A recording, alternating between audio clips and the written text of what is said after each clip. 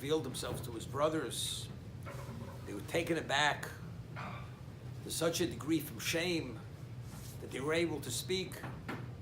So he begins consoling them and appeasing them and showing them that what they had done wasn't so terrible. It was God's plan, and they should not be depressed, upset. Ki lemichyo shlachani Hashem Elokim lefnechem.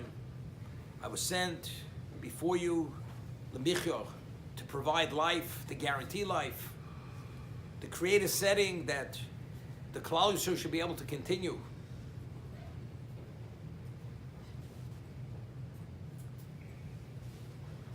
And he reiterates it, that there are another 5 years of famine. That you should have a remnant. Ultimately, it should manifest itself into something very enormous and great. Evidently, just from the way things evolved and unfolded, it's obvious. It's unheard of.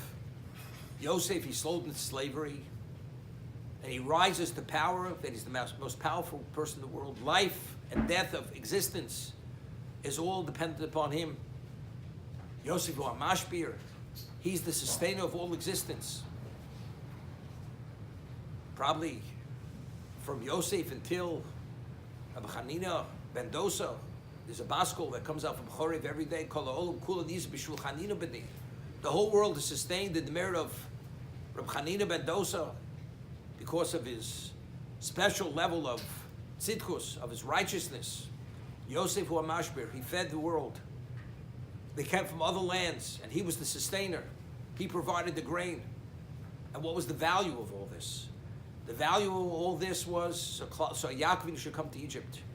This is to begin the decree of the Bris Bein Absorim, Klal Yisrael should come to Egypt. So Hashem created a famine because there would be no other reason, no other way that Yaakov would come with his family to Egypt. As he says, when he became aware that Yosef was alive, he says, let me see my son before I pass away. And Hashem says, when you go there, you will return, but not in life.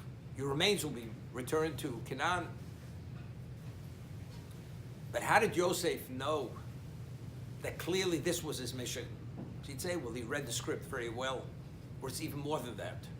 We find that Yosef, when he was appointed to be the viceroy of Egypt, he was given a wife, Osnas Bas Potifera, and he has 2 children.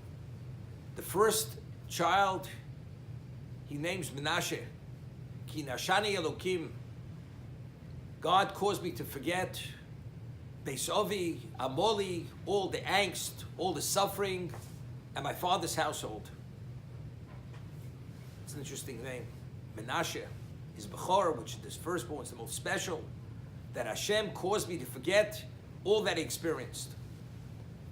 If you read Chazal, the trauma, the way Yosef was traumatized by his brothers when he was thrown into the pit, and the way they treated and the way he begged, as they themselves said, the reason why Hashem brings this cruel person upon us, not knowing it was Yosef, was really measure for measure. As we were cruel to our brother when he begged us, and we had stone hearts, this man has treated us similarly.